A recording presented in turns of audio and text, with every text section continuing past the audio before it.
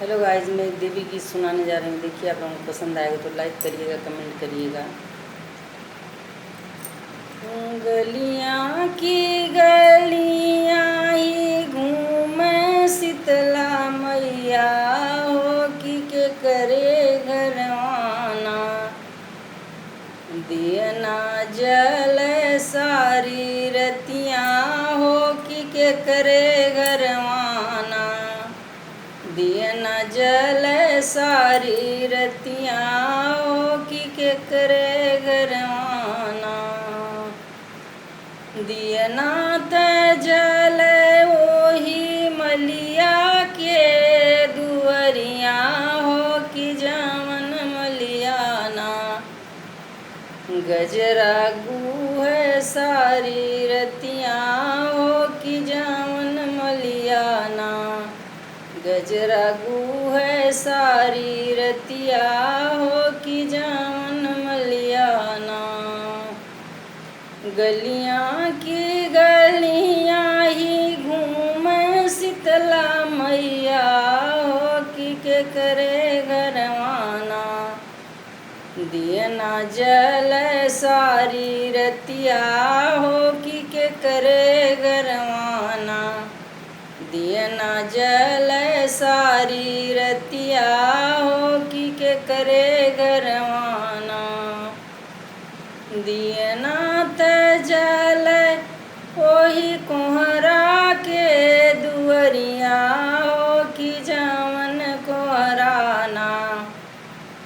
कलसा बनवे सारी रतियाँ हो कि जमन कोहराना। कलसा गढ़ सारी रतियाँ हो कि जमन कोहराना। गलियाँ की गलियाँ ही घूमे शीतला मैया हो के करे घरवाना। दियना जल सारी रतियाँ हो के करे घरवाना। दियना जल सारी रतियाँ हो के करे घरवाना। दियना त जल ओही कहरा के दुअरिया हो कि जमन कहराना। कलसा भर सारी रतियाँ हो कि जमन कहराना।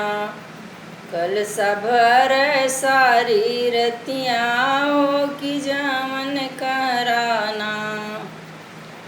गलियाँ की गलियाँ ही घूमे शीतला मैया हो के करे घरवाना। कलश के करे घरवाना। दियना जल सारी रतियाँ हो के करे घरवाना। दियना जल सारी रतियाँ हो के करे घरवाना। दियना त जल ओही सोनरा के दुअरिया हो कि जमन सोनराना।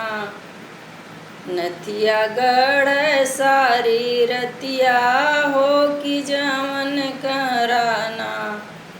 नथिया गढ़ सारी रतियाँ हो कि जमन कहराना। गलियाँ की गलियाँ ही घूमे शीतला मैया हो के करे घरवाना। दियना जल सारी रतियाँ हो के करे घरवाना। दियना जल सारी रतियाँ हो के करे घरवाना।